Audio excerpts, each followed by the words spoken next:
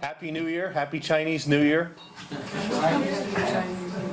That's a little private joke for Professor Russell, of course, since he knows that the Mamegonians originally are said to have come from China. A couple of announcements.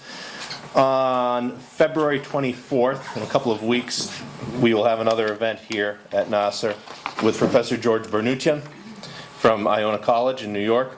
Professor Bernuccian, who is familiar certainly to many of you, will be speaking on the book of history of Arakel of Tabriz, a vital source on 17th century Armenia and more.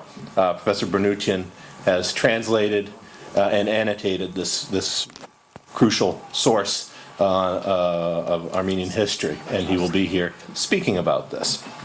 And on March 3rd, I'm almost sure anyway, this is going to happen, but the announcement will be coming out anyway.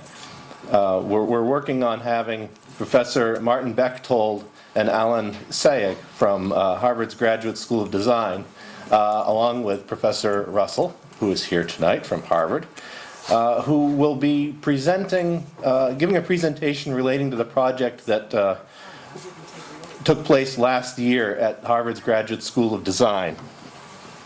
It's called Traces, a Museum Without Artifacts, and it was tested in the context of a new genocide museum for Yerevan. It was a class project, essentially. And with the participation of Professor Russell and the two professors who oversaw this, students created designs or theoretical models for this genocide museum in Yerevan, a museum without artifacts. And we will have them here to discuss this. And details, as I say, will be forthcoming. So, very pleased to have our speaker with us tonight, Professor Taner Akcam, about whom I think you've probably heard. Professor Akcam was born in Ardahan province, Turkey in 1953. He's the author of a number of scholarly works of history and sociology, including the books in English, From Empire to Republic, Turkish Nationalism and the Armenian Genocide, and A Shameful Act, the Armenian Genocide and Turkish Responsibility, as well as numerous articles in Turkish, German, and English. His next book, from which tonight's lecture in part derives, will be forthcoming in English in the coming year, and I'm sure he will give us a little bit more information about that. We've had the pleasure, NAASR has had the pleasure of co-sponsoring a couple of Professor Akcam's talks at Harvard with the Mashtots Chair and with other groups, the Zorian Institute, in previous years, and we've worked with him on, for example, the workshop last spring held at Clark University on the state-of-the-art of Armenian genocide research, but it's the first time we've had the pleasure of welcoming him here to the NAASR Center to speak. So, we welcome him here to the NAASR Center to speak. Taner, please. Thank you very much, Mark. And how does it work? Just simple Arrow. Okay, good. Let's do that. Okay. So, good evening. Of course. Sorry about that. No, it's okay. Nothing personal. So, as Mark said, I mean, it's a pleasure for me to be here, really. It's great that you could make it by this weather. It took me more than 2 hours to come here from Worcester. So the topic of this evening is the assimilation, and this is a chapter in my forthcoming book. This is a project that I'm still working on it, and the main argument is that assimilation was really indeed a very important component, a structural element of Armenian genocide. And I will try to show this based on Ottoman documents especially. But before doing it, I would like to talk a little bit on the theoretical contextualization of the problem. So this means on the relation of assimilation and genocide. And the second, I will talk a little bit about the sources that I used in this research. This is basically talking on some Ottoman documents. And then the third part is basically the information on the assimilation itself. And on the question of assimilation, we have to make a distinction between religious policy. This is the conversion to Islam. This is a policy for itself. And the second part is the special policy of the Ottoman government towards Armenian children. I think we have to make this distinction, and I will try to show the systematic behind these government policies. First point, the assimilation and the genocide. So it is well known. I put here the 1948 convention, and this is the famous 1948 convention, and genocide here is described basically these 5 points, and as you see, among these there is number E, forcibly transferring children of the group another group. This is considered also as a sign of the cultural aspect of the genocide. This actually, there was another resolution or another genocide convention, and this was the first proposition that was prepared by Lemkin, and this was called Secretariat Draft, and it was accepted and for the United Nations Secretariat and May 1943. So important part here is in that 1947, 1 year before, in that first draft, there was a crime described as crime cultural genocide. So cultural destroying specific characteristic of the group in the culture, and it was made a list again, 5-6 different points, and they totally took out in 1948 definition. So the cultural crime was really defined as a form of crime, but 1948 in the convention it was totally taken out. Only one point that I mentioned before, this forcibly transferring children of the group to another group, was taken from this entire draft. And in the discussion around it is not my topic today, but the important aspect is in his autobiography, Totally Unofficial Man, this is the title of Lemkin's autobiography. Lemkin regrets that he could not persuade the relevant United Nations Committee meeting to include an article in the final convention code on cultural genocide. And he continues, I defended it successfully throughout 2 drafts.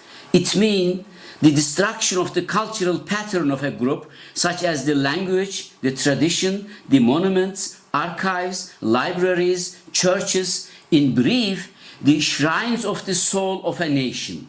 But there was not enough support for this idea in the committee, so with a heavy heart, I decided not to press for it. So, according to Lemkin, he had to drop an idea which his words was very dear to him. But I think the difference was not only limited to the cultural aspect of genocide. This 1948 United Nations definition caused some other serious problems in the social science. One important of these differences in Lemkin's approach, I have to note it. Lemkin understood in his early writings genocide not as a single act. This is a very crucial point in Lemkin's understanding. Actually, for Lemkin, genocide was a series of connected acts, a process that unfolds over a certain period of time.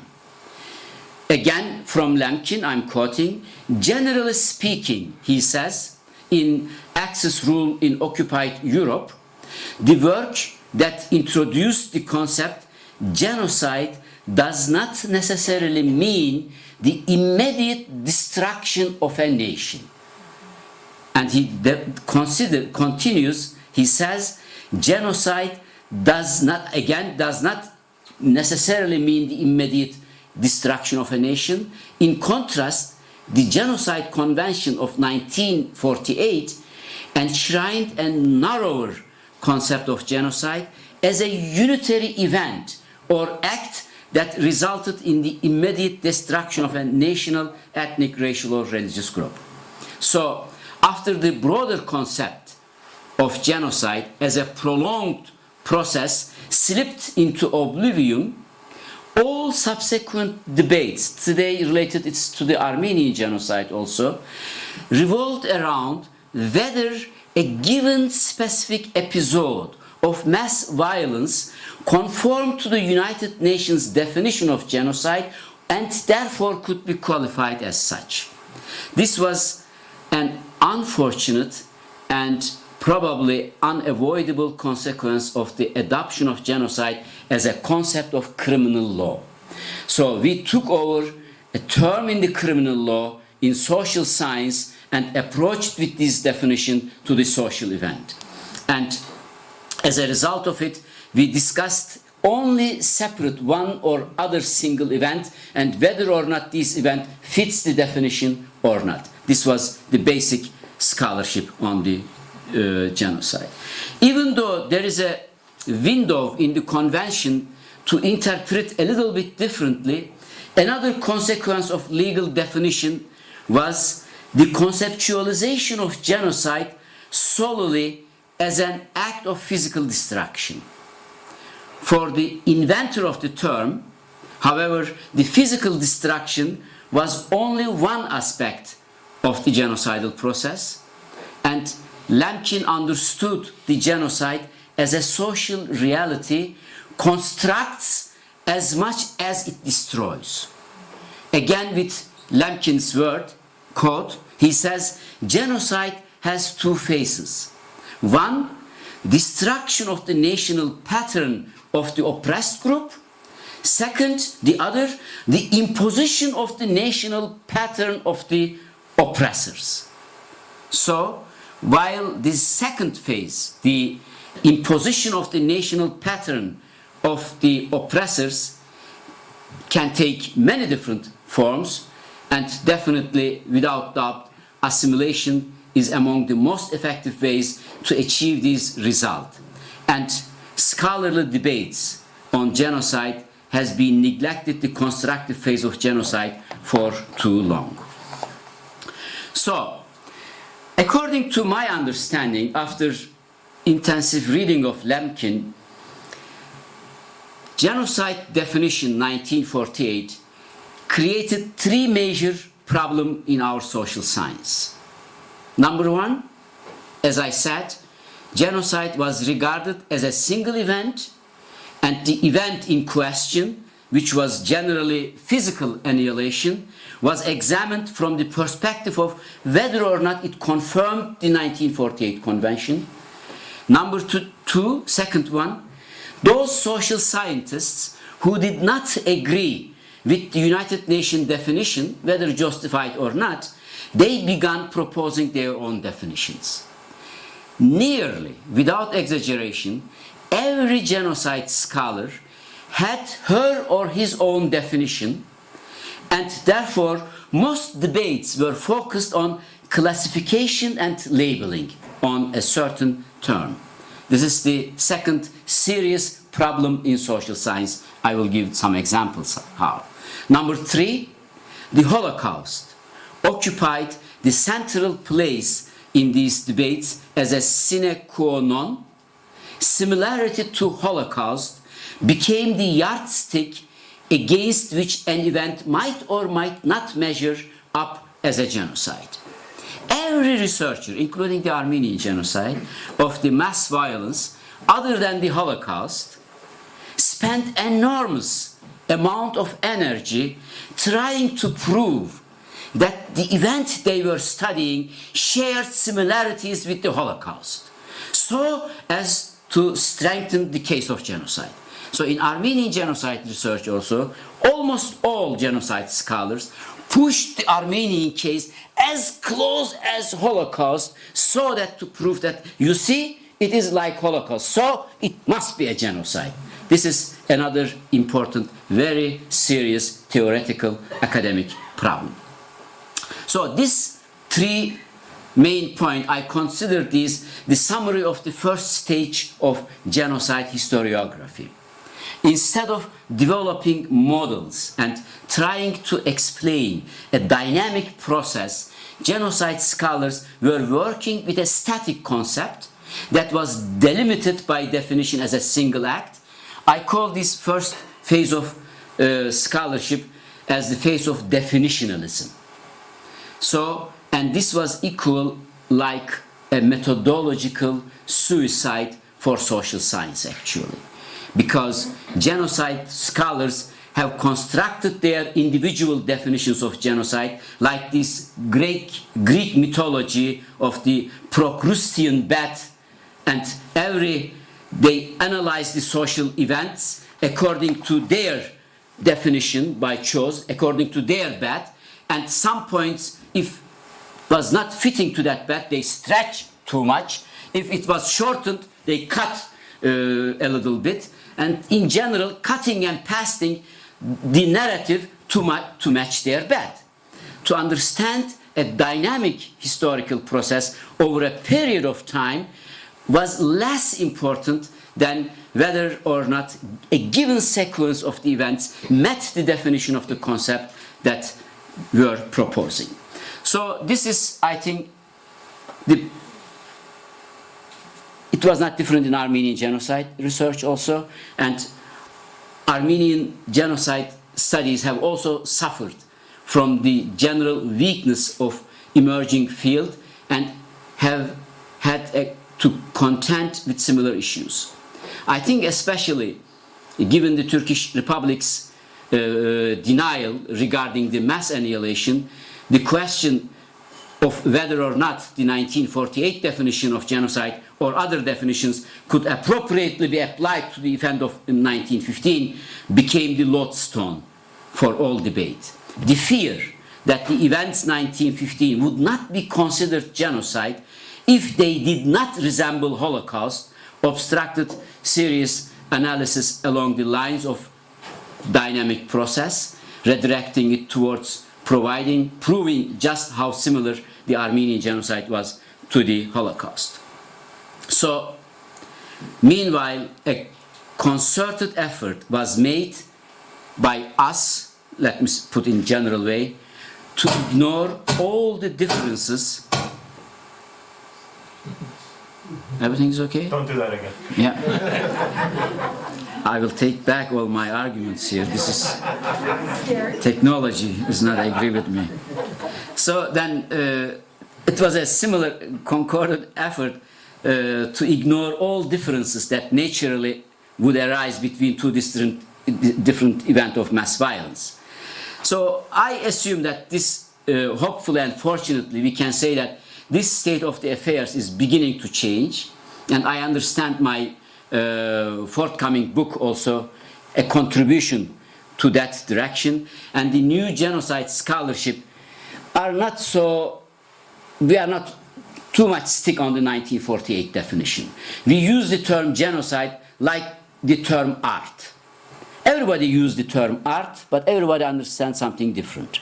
So this is approximately where the genocide scholarship is, and instead of debating and discussing on one single term, we try to understand and identify the states of minds, the institutional structures, and the characters of the mass violences, and how these structures and state of mind functions, and where these breaks and continuities in a long process. So to understand a dynamic process are more important for us in order to debate whether one event fits this definition or not. So process, the concept of process has been replaced in the place of definition. This is how we approach generally. So this is my approach in my forthcoming book. And so these are all genocides definition, and let's come to the second part. Second reason why assimilation was ignored in Armenian genocide research, I will make it this way, it's the English translation of these Ottoman documents, how it's structured, you can see. It is the second reason is the sources that was available for the scholars. So even though we had a lot of information in consular reports or in survivor accounts on both aspects of the assimilation, namely religious conversion and distribution of Armenian children in Muslim households, there were no truly systematic study has been made on this issue. This has been directly related to the character of the available sources. Until recently, the main source for this topic were either German or American consular reports or survivor accounts. And their information leaves the impression of there being chaos afoot in the true sense of the word instead of a systematic policy in this area. One reason of the creation of this kind of confusion was the lack of knowledge of what the different decisions were that the Ottoman administrator took during this process. The consuls and the missionaries were, like many others, like the survivors also, without knowledge of these central decisions, and their reports, these consular reports, did not consist of precise records with respect to chronology, which could have made the administrative changes evident. Instead, they were mostly in form of observations covering a long period of time and with some generalization.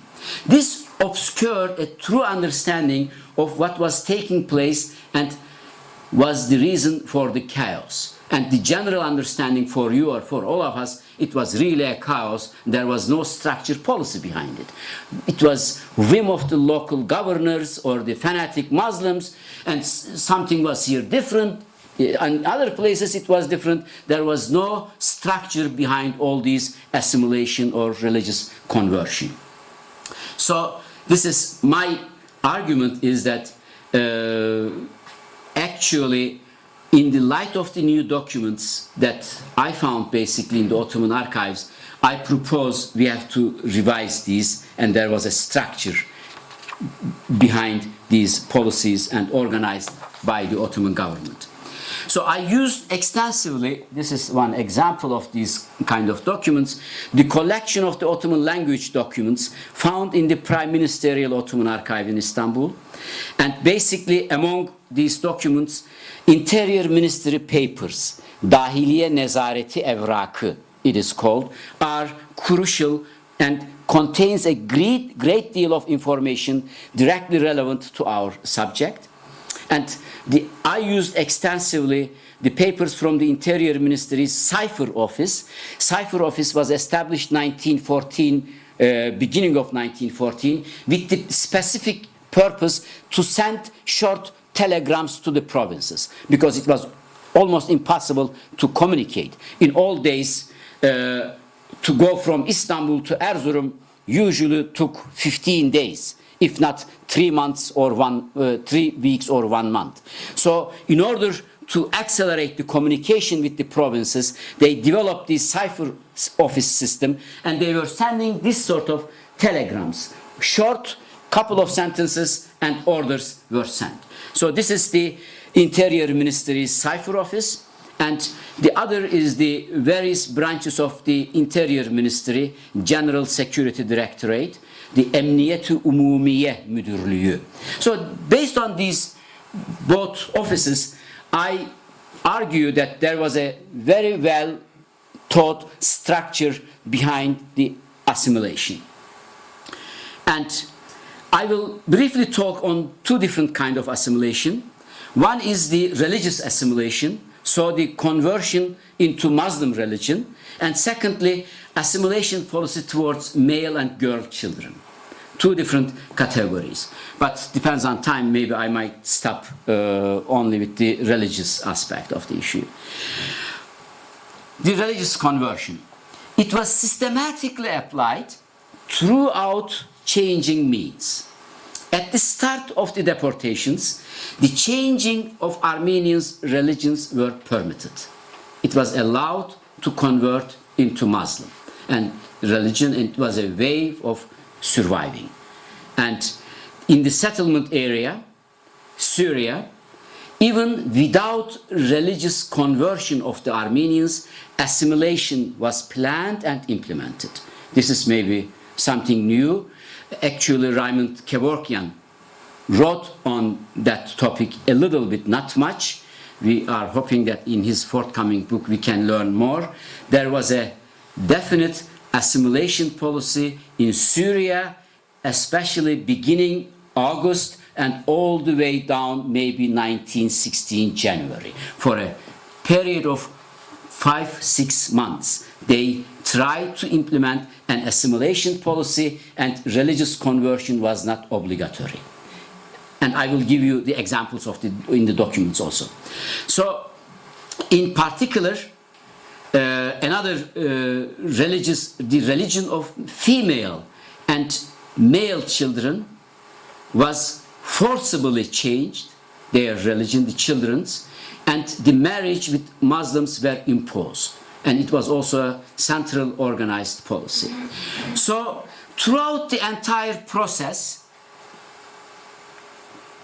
deportations and destructions, the concept of, throughout the entire process, the Ottoman terms for assimilation, temsil or temessül, throughout used in Ottoman documents. Clearly, I mean, they didn't hesitate, they didn't cover this. They openly wrote the term temsil or temessül as the purpose of their policy in certain regions.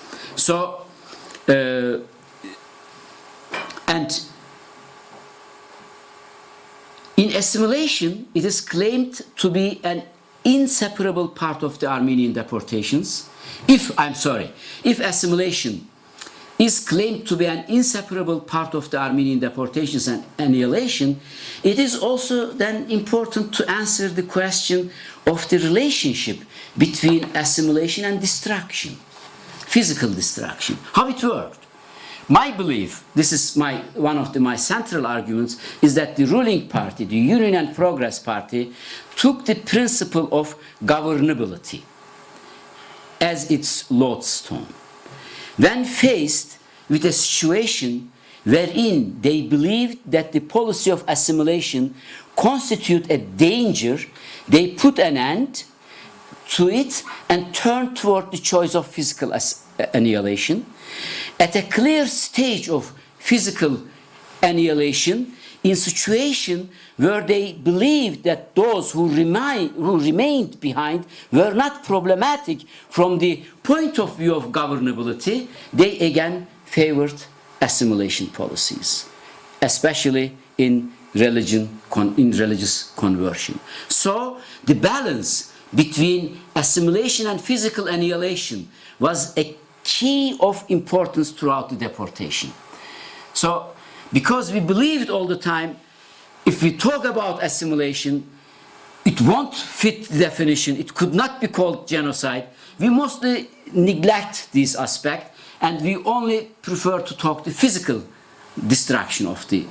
But if you look the process as a genocide as a process, you will see that how both aspects played with each other in a combined way, and you can understand the process, the destruction process also in a very way, and assimilation is also actually is a part of destruction of a people in a way, because they had to lose their language, they had to lose their religion and so on. So it is a process and has both aspects. This is the argument. And how it worked throughout the genocide. Let's look into the religious aspect of this assimilation.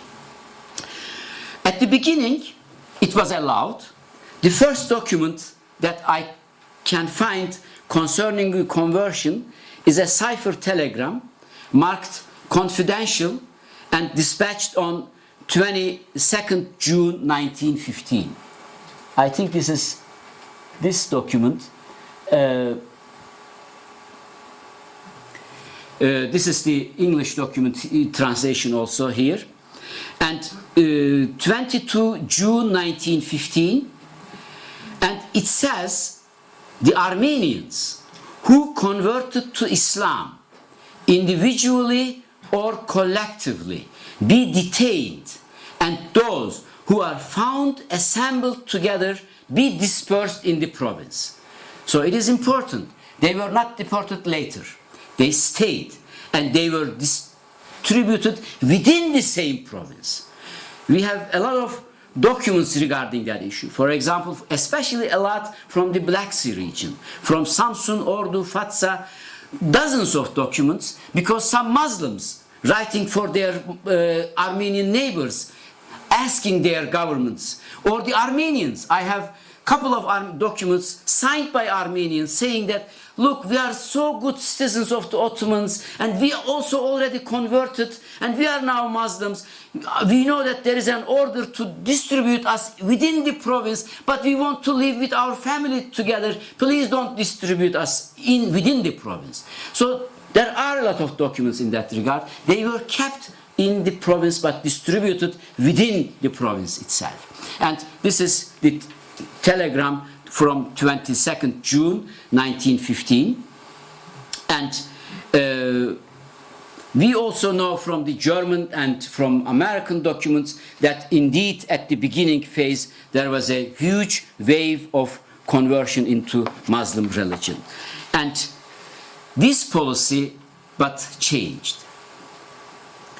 They stopped, as you all know, the conversion as a voluntary, quote-unquote, voluntary choice for the Armenians, and it was the first telegram sent on 1st July 1915. A telegram sent by Interior Minister informed the provinces with a general circular that religious conversions are being halted, and orders that even Armenians wish to convert from this date, not before, from that date, even they wish to convert, they would be subject to deportation. And after this general circular prohibiting religious conversion, orders with the same contents were separately sent, anew in response to individual particular questions coming from provinces. So there are dozens of documents. Each governor, kaymakam, county director asks special question, because some of them for goodwill, they want to keep the Armenians there. And in each time, Talat, the interior minister, was ordering, no, no, no, send them away, send them away.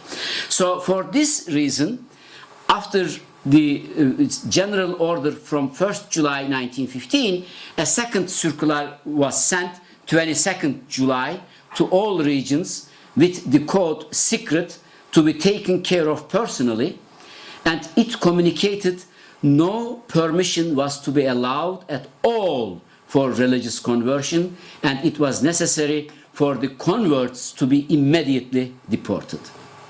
So I don't want to go into details, but this policy changed in November 1915 again. So we have a policy between 1st July, banning the religious conversion, goes all the way through end of October, beginning of November. So at the beginning, Interior Ministry informed the regions, it says, okay, religious conversion is possible again. And it says the practice of the procedure of conversion of Armenians in due form is suitable from the end of October. This is from a document. So later, this was sent to Bolu, to only one province. And 4 days later, 4th November 1915, again a confidential telegram sent to all regions, and the telegram which began with, quote, the points below concerning the conversion of Armenians must be taken into consideration. Number one was that the conversion to Islam of those who remained in the neighborhoods where they resided from of old and were not deported is accepted. So they changed again, beginning of November, it was allowed. But there they brought some restrictions. This was the issue because people on the field get confused, or the consulates get confused, but there was direct orders in that regard. And restrictions were following in the order. I'm not going into detail, but basically the police investigation. Almost for each individual cases, there was a detailed police investigation conducted about every single person, and the decisions were made accordingly. It also shows this structural policy behind the assimilation. How was the assimilation policy in Syria? This was the policy regarding the Anatolia from where Armenians were deported. There were certain differences for the Syria. First telegram for Syria was sent 23rd June 1915. And it is again a telegram. I have this telegram also here. Oh, these are all Andonian documents. 23rd June 1915. This is this telegram.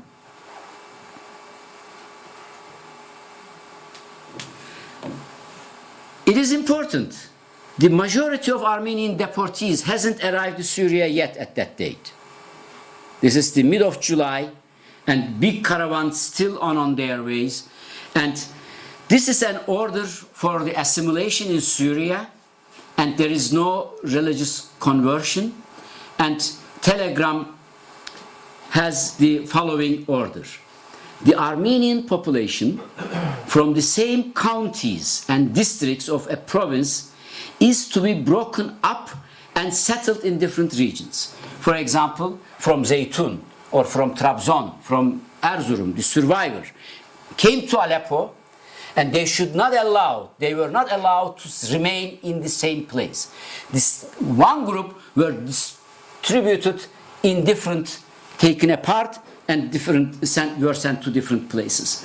Then it says that the Armenian from the same counties and districts is to be broken up and settled in different regions, and no space or permission is to be given for the opening of Armenian schools in their areas of the settlement. So there is a settlement policy, but there should be no Armenian schools. And thereby their children are to be forced to continue their studies at the government schools, and care and attention is to be given that the villages in which they are to be settled be at least 5 hours distant from one another, and they be in no place or condition that would allow for self-rule or self-defense. So it must be such a places that the attack could be easy and possible. And there were no religious forcible conversion, and Armenian should remain Christian. We know from the survivor accounts actually it did in that way. But finally the telegram ends with the instruction that it is to be destroyed after its content have been communicated to the necessary parties. So it's very interesting. I found 3 major documents related to assimilation, and these are all secret telegrams, actually coded telegrams. You had a special code to encipher these. Andonian published, this is for example one of the codes, their numbers. You have to have the codes in order to decipher all these documents. And these coded telegrams, even the coded telegrams had to be burned. And these are all the telegrams related to assimilation. All other documents, there was not a special order for their destructions, but 3 telegrams related to assimilation ends with this special remark. I don't know, maybe we can talk about the reason. With the instruction that it is to be destroyed after its contents have been communicated to the necessary parties. And this is the first telegram that I read earlier, the 22nd June 1915, that give the permission, official permission to religious conversion, it was also ended with the same order, burned after reading this telegram. And this is the second one, and the dates also very interesting. There is only one day of difference. One, the allowance of religious conversion to Islam in Anatolia, 22nd June, and the other, the assimilation policy for Syria, 23rd of June, and both should be destroyed after their reading. And in the first one, it is allowing into Muslim religion, conversion was allowed. In this one, even there was not, conversion was even not necessary, because they didn't thought that it is a big problem for them to have a certain amount of Christians in that region. So this was the beginning phase. So this is how we see that there is a structure behind all this process. So 1 week after this, a more extensive second telegram containing additional orders of the Supreme Military Command was sent, which formulated in a more open manner the principle of the assimilation policy. In this telegram, the military high office gave the following instructions. The addition of the following articles to the decisions about the Armenians is communicated from the Supreme Military Command. This is the cipher telegram, starts like that. And number 1, the language of domestic and foreign communication and correspondence is to be Turkish for those Armenians who have been or are to be removed and dispersed from the eastern Anatolia provinces adjacent to the Russian border, Zeytun, Syria. Hereafter, I will use the term Damascus maybe. So it continues, Adana and the coastal areas. So all Armenians deported from these regions, when they arrived Syria, their language must be Turkish. They must speak Turkish. Second, absolutely no permission shall be given for the establishment of Armenian schools in the areas in which the Armenians are to be resettled, and all Armenians youth are to be educated in government schools. Number 3, at present permission is given to publish Armenian language newspapers only in Istanbul. Armenian newspapers in other provinces are to be prevented. So this is also another very structural order how this assimilation policy should be implemented in these regions. However, this policy in Syria will later be abandoned. The first change was in form of giving permission for religious conversion. Parallel to the development in the places where still there were some Armenians in Anatolia, the same order sent to Syria also, November 4th, 1915, to all regions religious conversion was allowed. So for Syria also, there was a special order to allow Armenians, if they voluntarily want to convert into Muslim religion.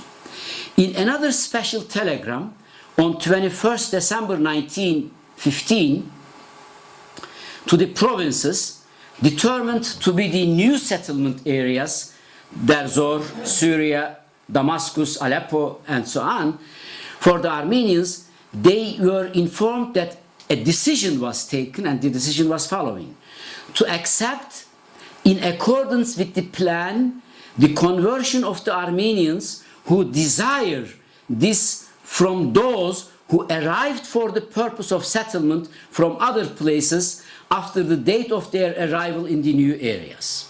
So another official document that it was allow them to convert into Muslim religion. This is indeed what happened in Syria, and there was a huge wave of conversion also. Another important change in this assimilation policy we have in spring 1916. In spring 1916, especially for Syria, when the second wave of genocide started, this time Armenian didn't have any other choice. Orders were sent for two alternatives: either conversion to Muslim religion or deportation to Deir Zor. Everybody knew that deportation to Deir Zor meant killing, annihilation of the people, and whoever wants to stay had to convert, accept the Muslim religion. So this is the third phase, and indeed they sent a lot of Armenians into Deir Zor region for annihilation. And I cannot go into detail. There is another important aspect of this process, how they regulate this process. This is the demography that they used. They continuously counted the number of surviving Armenians, almost on weekly basis. And they always compared these numbers with the living, existing Muslim population in the area. And the general policy was, finally, at the end, the Armenians in the region should not exceed 5 or 10% of the Armenian population. Especially in Syria, it was a clear order, 10%. And for the Anatolia, especially in the western part, it was 5%. So this assimilation policy was also a part of an overarching demographic policy. So this shows us the question requires, the answer is, was there a rationale behind changing policies being followed during this whole process? And with which motives did Ottoman officials act when freely permitting religious conversion or forbidding it, or insisting forcibly that outside of that Islam was the only choice remaining? What principle motivated to them act? And as I said, this is my argument is that it was a governability. This was the basic policy, and Armenians were counted regularly. And I will read you one other document to show how the Ottoman government was strictly following the numbers of the Armenian and according to which criteria. This is a telegram sent July 1916 after sending to Deir Zor, just in the middle of when the massacre started, and similar telegrams were sent afterwards also, but this shows very clearly. And it says following, in July, they asked that a tabulated list be prepared on the issue and sent back. It is following, quote, "The need is communicated via circular for the rapid preparation and dispatch of a tabulated list by district containing the quantities within the province district of, number 1, local Armenians, number 2, foreign Armenians, number 3, those left as Catholics and Protestants, number 4, those kept in their places as families of soldiers, number 5, those remaining by converting, number 6, Armenian remaining due to special orders." So the list must be prepared according to these specific criteria, and assimilation is in that sense a very structural element. So this is the part for the religious conversion. How much time? What is time? How much time do you want? I can go on the children aspect. Okay, the children. Do. Yeah.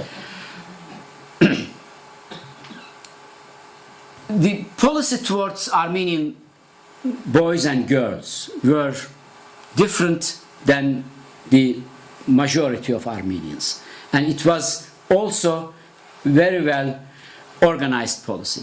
I have to make a distinction, or maybe a very important remark here.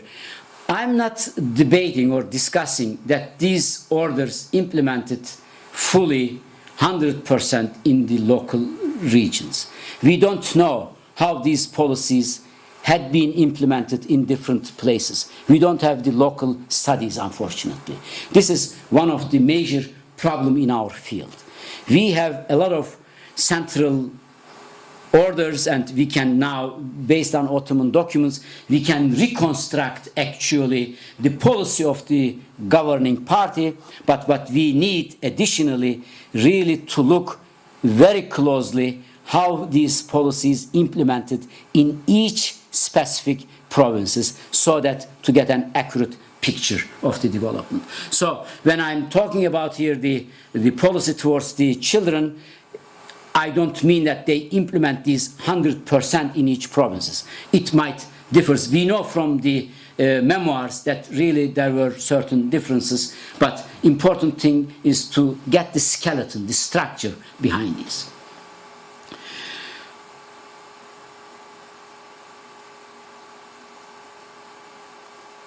I think the main part of this policy towards the kids was that the girls had to be converted to Muslim religion and they must be forcibly married with boys, Muslim boys. The first cable on this matter, regarding the children, was sent to the provinces in late June 1915. The date is very important. 26 June 1915. The major deportation from Hartford, to my knowledge now, I think that it started from 1st July from that regions. So the major deportations hasn't started yet when they sent this telegram to certain regions. 26 June 1915, almost 1 week before the major wave of deportation, and it is a great significance that this telegram actually, it's also important, was not sent by Interior Ministry, which is normally in charge of deportation, but by Ministry of Education. Use the cipher office of the Interior Ministry. I think these small details are very important. It is not an order from Interior Ministry, it is an order from the Ministry of Education. And this shows also how the issue of children and young girls had been discussed in the cabinet or in the small group, and a decision was taken, and the Ministry of Education was instructed to implement these measures. The telegram sent directly by the Education Minister with the notation secret and to be deciphered according to Interior Ministry's cipher office code. It is also written. It says that decipher this telegram based on your own Interior Ministry codes, and contains the following instructions. Quote, since considerations had been given to the idea of education and upbringing of the children under the age of 10, those Armenians who have been relocated or in some fashion deported, either through the establishment of an orphanage or the gathering of them into already existing orphanage, it is requested it to be reported back with all haste how many such orphaned children there are within the province, and whether or not there is a suitable building in existence for the establishment of an orphanage.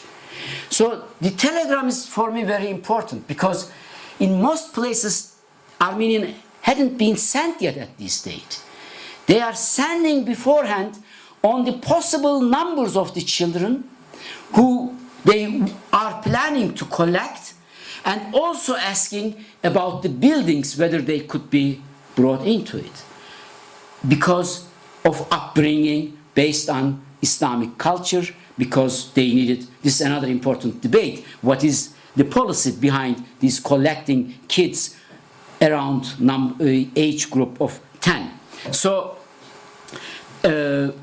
almost 2 weeks after the first telegram, another telegram was sent, this time from the Interior Ministry's Office of Tribal and Immigrant Settlement, to numerous provinces and provincial districts containing the following instructions. Quote, for the purpose of the care and upbringing, bakım ve terbiye of children who probably will be left without a guardian, becomes orphan. During the course of Armenian transportation and deportation, their distribution to notables and the men of repute in villages and kazas in the counties where Armenians and foreigners are not found, and the payment of 30 grosh monthly from the special appropriations for immigrants for the children who will be left over after the distribution and will be given to those who do not have the means of subsistence are seen as suitable. Wow. Not only that, I don't know whether I have here, there is another telegram, I tell it in order to make it shorter, another singular and telegram sent to the provinces and said, whoever adopted an Armenian kid has the heritage right of these children. And there was really, indeed, we know that from the missionary accounts, tense between some Muslim notables because they wanted to take wealthy Armenians girls so that they could take over the heritage right of this girl and get the all materials belong to this girl. And this is how they really also developed a material incentive for the distribution of the Muslim children, Armenian children. And also the phrase, I think, the children who are likely to become orphans in this is very extremely important. And this clearly shows that such an outcome to the deportation was known in advance, taken into account. It was pre-planned. And maybe last word in that sense, if you read some Armenian memoirs, you remember, maybe you have heard from your parents, of course, I mean, I should not tell all these stories. When they collected Armenian children in certain places, they took away, they didn't have the, of course, IDs, they couldn't figure out how old they were, but estimated for the bodybuilding and their height and how strong they were, they took away a certain amount of children they thought they were more than 13, 14. And this is from the accounts. We know that Armenian children who were in these orphanages or certain places where Armenian parents left their children, those taken away and were killed. Up 13, 14. The logic is very simple. You cannot assimilate them. And it was done the same for the children below the age 3. I read it extensively from an Armenian survivor accounts because I cannot say his name now. An old man wrote these memoirs around 2000, published in English in California. He describes about his own brothers. Actually, his brother was younger than him, but bodily more high and developed. They took him, and they had another kid less than 3. They took him also and lost. He never found. And not only this, his own brothers, in this place where he was taken away, there were maybe hundreds of kids. And he wrote in his memoir saying that over 60 years or 70 years, I have been trying to find one single trace of these friends or this individual that I know. I couldn't find because they were all killed in a way. So it is clear from all these that Ottoman government used assimilation as an important part of its own destruction policy. So we have to take these aspects seriously and rebuild in the genocidal process. And especially you will see that especially in Syria, when the first convoys arrived there were really a serious settlement policy of Ottoman Empire, Ottoman government. Armenians were resettled, new neighborhoods were established in certain places, but it is almost never written and touched on that topic, because we all thought if we thought or we discussed that there was a settlement policy, then it could work against 1948 convention and be used as an argument that it could not be genocide what happened to Armenians, and is totally ignored. But what happens then, we cannot explain the destruction process. What we need to understand this destruction policy in its fully, to understand the logic behind it, and we can understand from here that actually it was not the religious fanaticism behind it. It was not the religious fanaticism of the Ottoman authorities in Istanbul. It was a calculated demographic policy to destroy the Armenian nation as such and to reduce their numbers to a level which could not be considered as a problem. So this was my last word. Thank you very much for listening.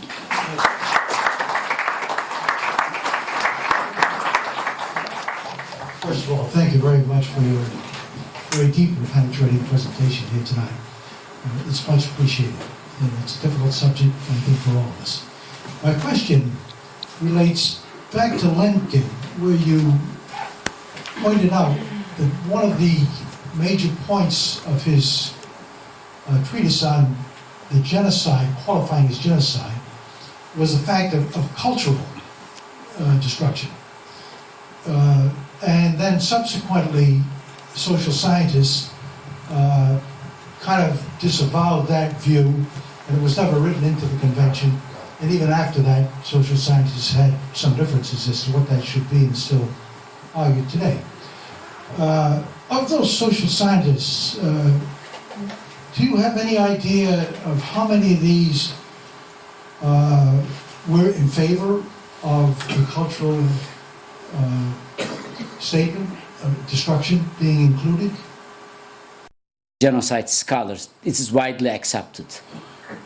Right, but there had to be some people at that time who agreed with the idea that it should be included, right? It should be. It should be among the social scientists of the day. It wouldn't be 100%, but there should have been some small percentile of those people, but you have no idea of who they might be or Yes, what exactly. that Yeah. percentage is. I don't know exactly. Yeah. The whole thing did shift today where it is accepted. Exactly. Yes. There are still. I mean, at the beginning there were really scholars in social science. Also, they stick on the term a lot.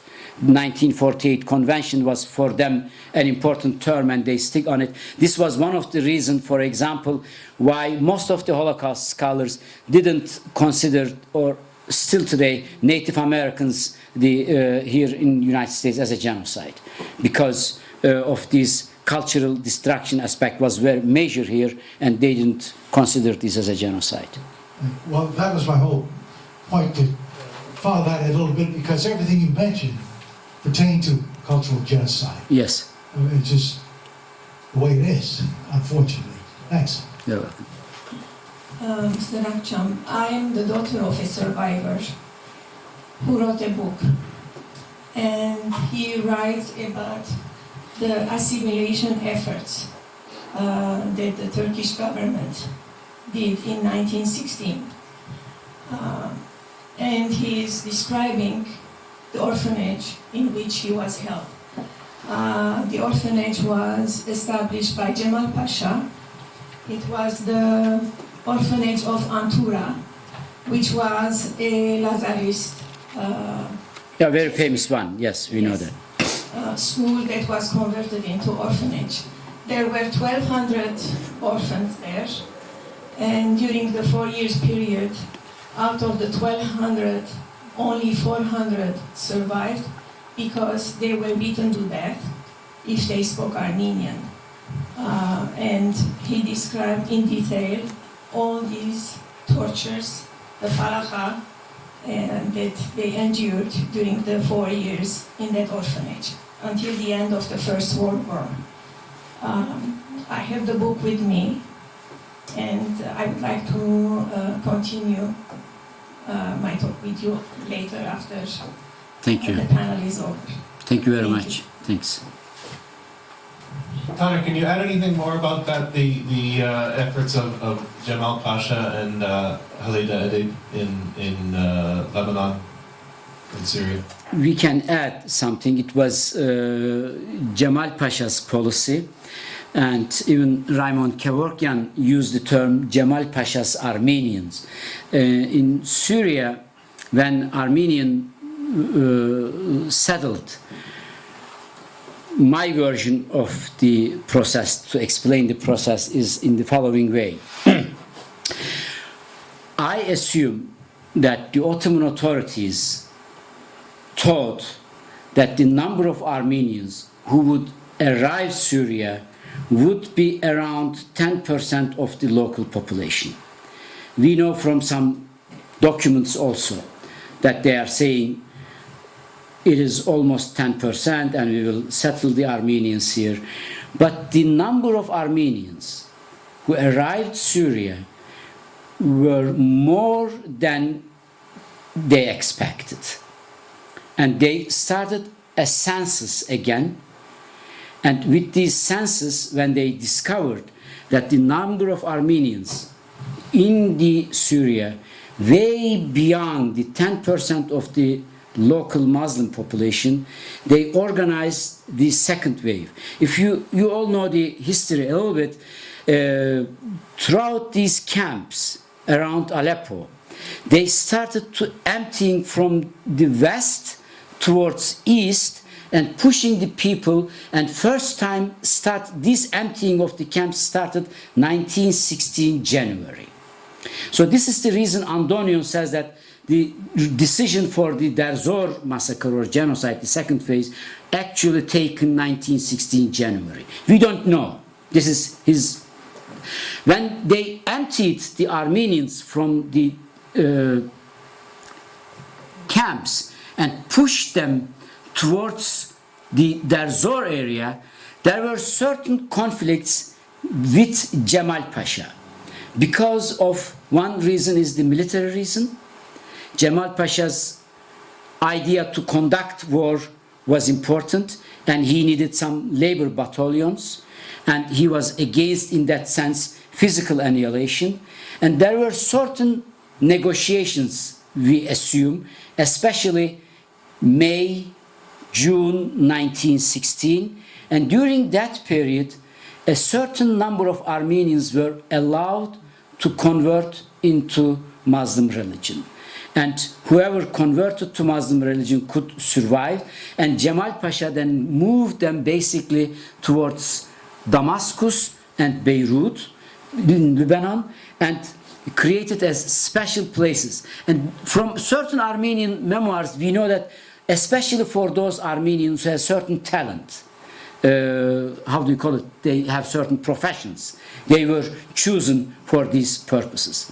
And so this group of Armenians, which the numbers approximately is given around 100,000, 150,000, is the finally surviving Armenians in the region. So Jamal Pasha's policy in that sense was a conscious assimilation policy for his own political purposes, but it was not against overall this destruction policy. He was not opposing the massacring or killing Armenians in Derzor region openly, for example. It's extraordinary to hear you talk about all these records. Excuse me. Is there some recent opening of records that you have access to that's new? These Ottoman records? Continuously.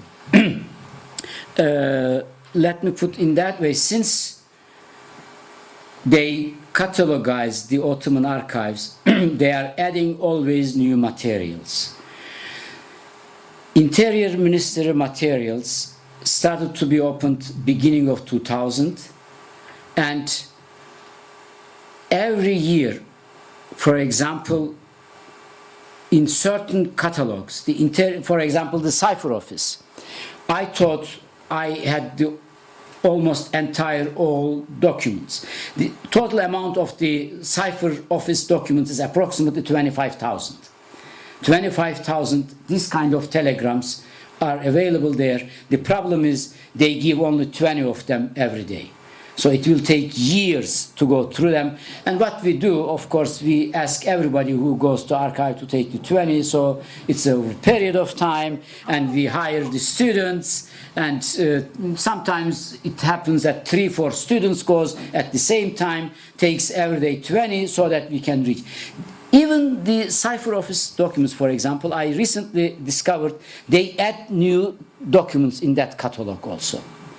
And Ottoman Archives is really one of the best in the world today. You can search online on the basis of documents. So normally, if you know the archives, how it works, if you go there, for example, you can get a file. In the catalog, let's go to, for example, if you go to the German archive and you want to read something on the German consular reports, you have to ask a special file, let's say the Wangenheim's, the German ambassador in Istanbul, Wangenheim reports for the period of June 1915, from the 1st of June to June 15. They will give you 500 pages. It is in front of you. You have to go through all these documents and find out whatever you need. In Ottoman, it's just the opposite. It based the catalog based on individual documents. There is a summary of each document.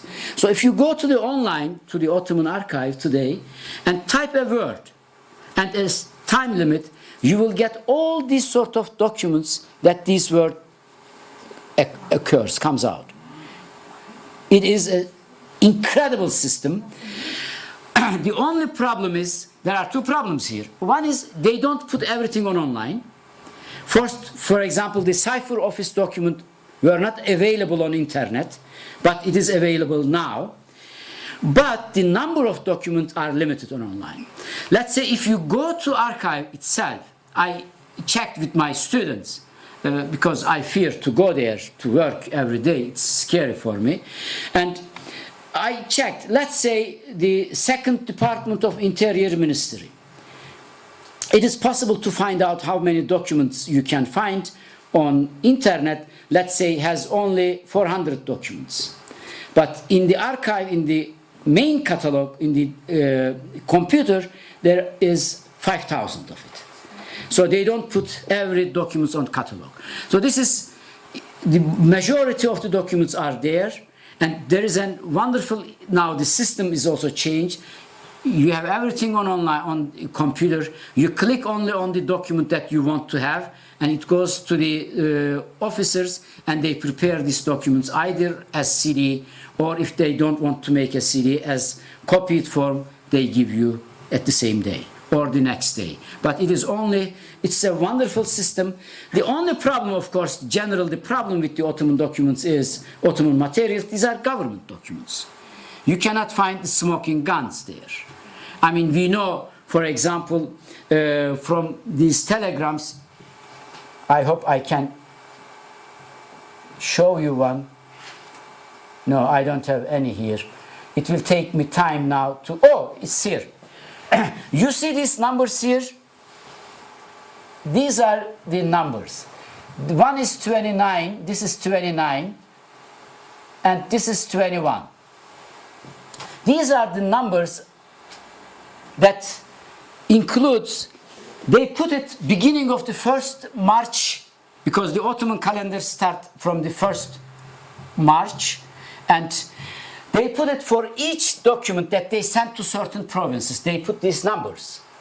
For example, this is the, let's say, this is the province of Musul and Derzor, and this means beginning from March, they sent already 29 documents to that place. And because we can go secondly in the, oh, thank you. Because we can really check in the archive, each documents, they have the numbers, you can find, for example, the next document that they sent to this region has the number 50. And you know that the numbers in between are missing. So there are other methods also how we can figure out that they don't put every document. But despite all these missing parts, I would argue that Ottoman materials haven't been extensively used and incorporated, and we need young scholars to work on this. I'm surprised that more of the documents haven't been destroyed by the Turkish government if there is a policy of denial. Why don't they just purge all these and stop you from doing research? They believe that they can prove with these documents the innocence of the Ottoman government. And there are indeed recent scholarship based on Ottoman documents. They argue that there was not a central planned annihilation of Armenian population. So it is and now they cannot destroy so easily. They did, we know, after 1980 military coup d'etat, they cleaned up the military archive in Ankara. Military archive is almost closed for the scholars. You cannot go and work there. And I think instead of destroying now what they do, when they open new documents, they don't make them available for the scholars. They put them aside. I'm sure that we have more incriminating documents in the archives than what they make us available, what they make available for us. Does the Ottoman archival material that you work with complement or contradict the other archival material you work with, German or American or British? Amazingly cooperate. I mean, this is the other, one of the central argument that I have. As in case of genocide, as you know, we have two factions in the assessment of the archival materials, and most of critical scholars and Armenian scholars, they don't trust the Ottoman materials, and the argument goes that these are produced for the purpose of cover-up of the Armenian genocide. We should not trust the Ottoman documents. They are not trustworthy. And so basically the Armenian scholarship and the basically American, the foreign scholars, they used American and British and German materials, and they consider this material trustworthy than the archival materials in Istanbul. On the other side, on the contrary, the Turkish historians and the denialist camp, they never believe in the authenticity of the German, American and British documents. They consider these documents doctored or politically produced in order to discriminate or in order to accuse Turkish government. So they don't trust the foreign documents, and for them only trustworthy materials are the Ottoman materials. So my argument is both positions are wrong. There is no much basic difference between both materials, and they are complementing each other. And exactly for this assimilation part, in my book, when I had a couple of documents, I really put other German documents, American documents, and survivor accounts. This is history. Everybody experienced this from a different angle, and you have to know how to put them together. And there was not a contradiction at all. It was, they all were telling the same story, but from a different perspective. Dr. Akcam, thank you. I was just wondering, I see here this is all in Ottoman Turkish. The documents that you get, are they all in Ottoman, or have they been translated into present-day Turkish? Only the catalogs, the summary of documents on online and in the catalogs in the archive are in modern Turkish. And all original documents, of course, in Ottoman. But some cases, if you work only cipher office documents, as you see, this is only 2 sentences. And instead of summarizing these 2 sentences, they transcribed into modern Turkish. So in the summary part, you can find the exact wording of the document also. So basically, summaries in catalogs in modern Turkish, but the documents are in Ottoman original language. There must be bias in that, though. I'm sorry? I would imagine there would be bias in the translation from, No, very accurate. really? They can't, I mean, because you can compare them. And what they do now, approximately 2,000 of these documents are online available. And they have the Ottoman original, modern Turkish transcription, so you can compare. Okay. The people who were given the option of converting early on in the process, are you able to follow what becomes of them later on? Does it save them? They survived. This is generally known. And this is the part of the Armenian sources. We really need Armenian sources from the provinces.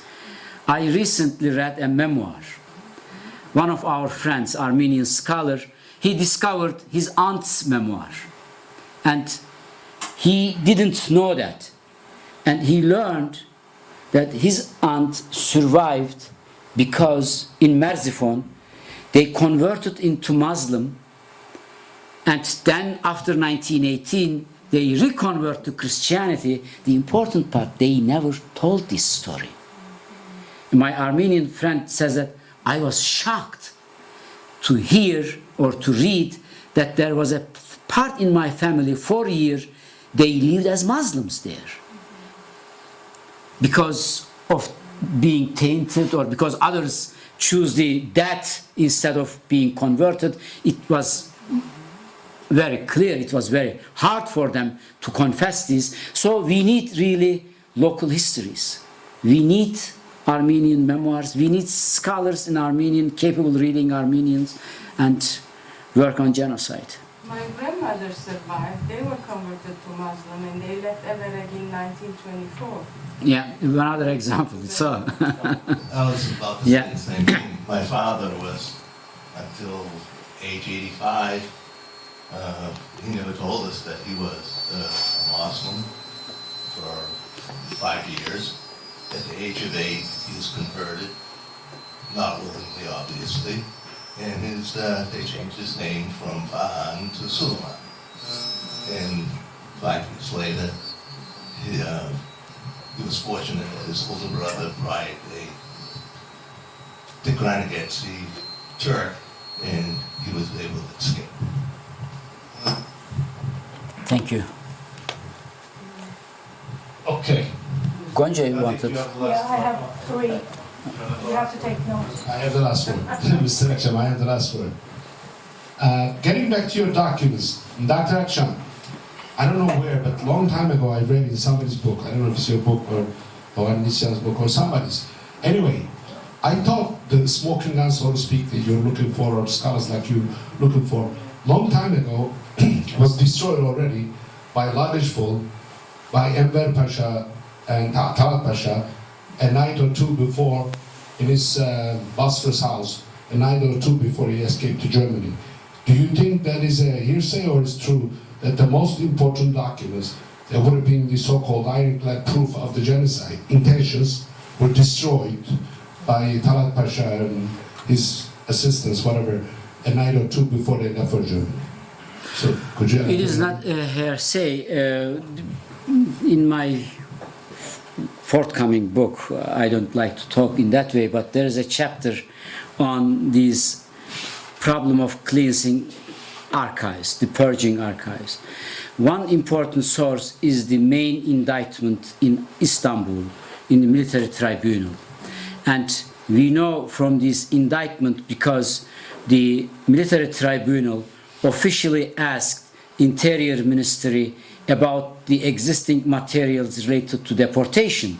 And Interior Ministry officially answered the court that certain files were taken by the Secretary of the Interior Ministry, Azmi Bey, and never brought back.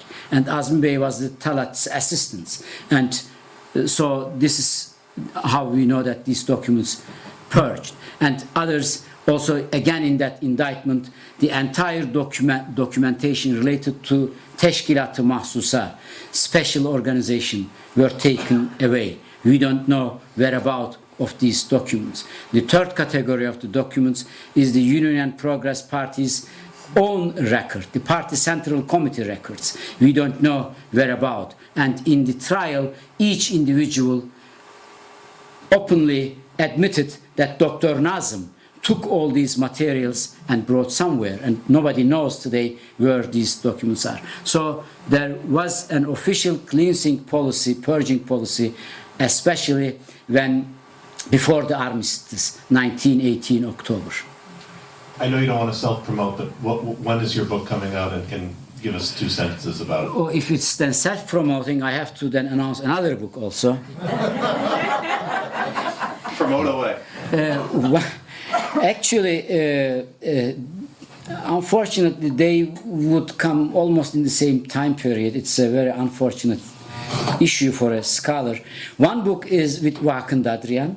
It is on the protocols of the tribunals in Istanbul.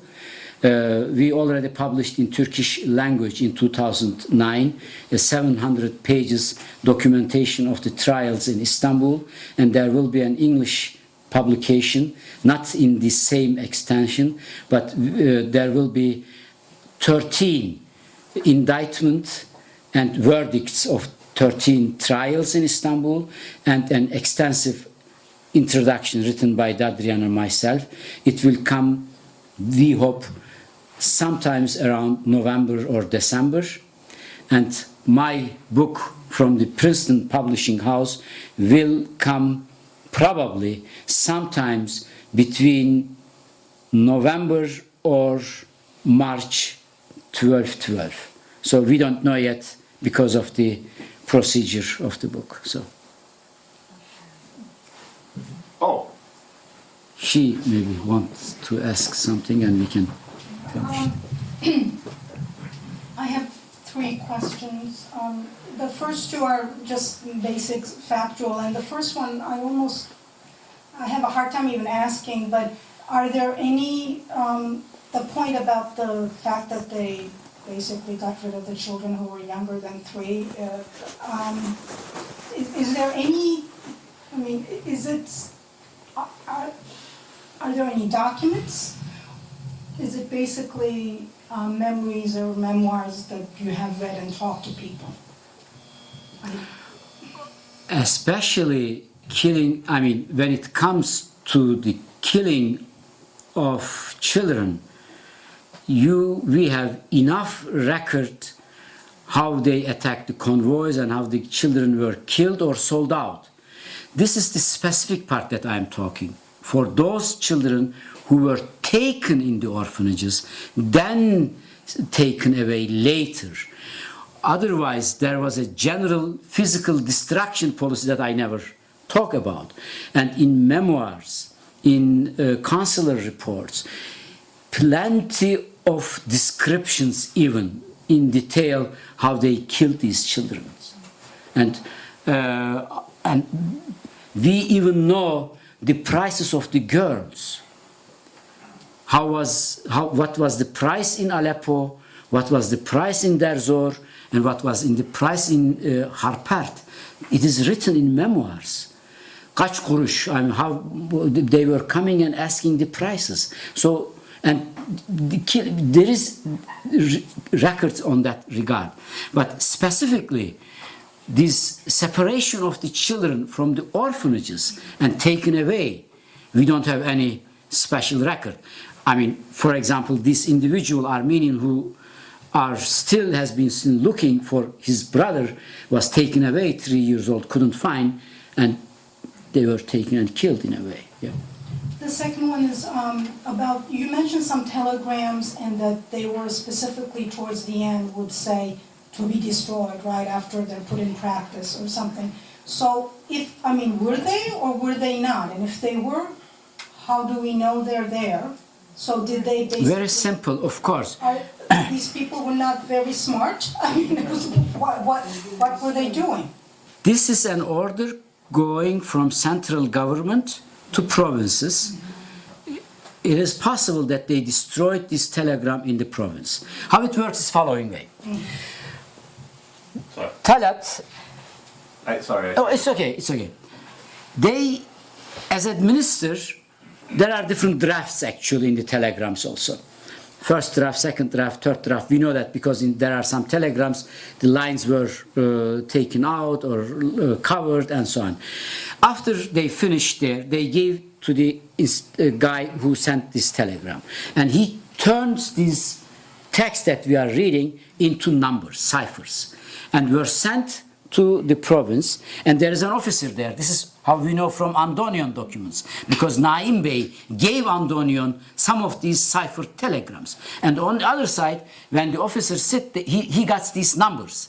And according to his cipher he codes, he turns into a normal text with his own handwriting, and then gives to the governor. And governors read and then say, turn it off. So in central government, they kept the record, but in the provinces, I mean, we don't know about the documents in the provinces, nothing at all. And other important thing that we don't know at all is the answer to these telegrams. Talat was asking on the population numbers, for example, almost weekly basis. And this is what we are asking. Where are they? Or the records of the properties. You know, for each individual Armenians, they kept two different records. One is for the local province, the other for the central government. Two copies. Where are they? Nobody knows. And I'm sure that they are still somewhere, because they are very, property issues, very serious one.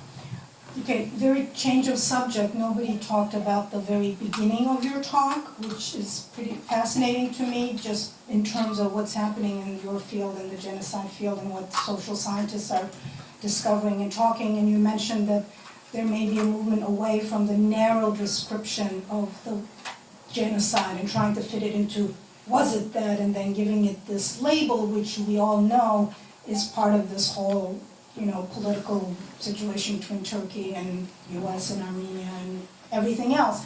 So, in a way, I wonder if the fact that maybe now experts like yourself are finding ways of describing the horrendous things that have happened in another way, would that ever be used so that we don't have to deal with denialist policy, or Turkey trying to interpret certain things in a certain way? Is that bringing us further as far as what we would like to hear? So, and I'll ask you another way. I've been in meetings where there will be, diplomatic type people who are close to foreign ministries or something, and what they will say, everything that you can read in the Convention of 1948, you can talk to people in the government and they'll be, oh yes, X, Y, Z, yeah, these horrible things, except that word. So what I'm asking is, if there is a way to get to a place where it's not the word, what every single horrible atrocity you can do to a population of people, are we going to get somewhere better? The trend would be just in the opposite direction that these diplomats expect. That the term genocide now most widely used than in this limited way, and there is a moral aspect of that issue also. As you know, this is not only a problem of the scholarship, this is a part of a political fight. This is the acknowledgement of a historic wrongdoing. So there is a very strong moral dimension in the term genocide, more than its own meaning and so on. So calling something as a genocide is a very important for the victim people, for example.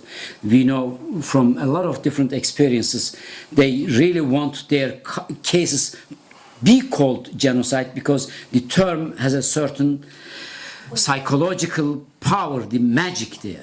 So I don't think that our approach, the approach of the new scholarship, so going a little bit looser with this term genocide would help denialers so much. My understanding is just the opposite, because more we deal with that issue, we end up with the term, actually, this is destruction of a group of people. And we want you to acknowledge this. I mean, I think if Turkish government also today stands up and says, yes, it was a destruction of a people, it was an annihilation of a people, nobody would ask more about the term maybe. It would be a wonderful beginning to use this destruction. So for us, it's important to understand really this process of destruction. We want to know this in detail, so we don't stick in the term, because our problem is, the other central question is how we can prevent this kind of mass crimes in human history, and we know that the denialism is one of the problems in that process. So. Tana, thank you for an extremely interesting and detailed, rich talk.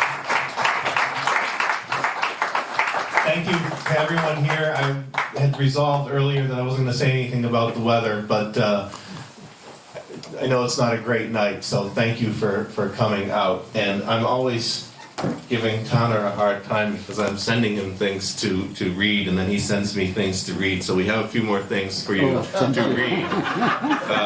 That's what we want.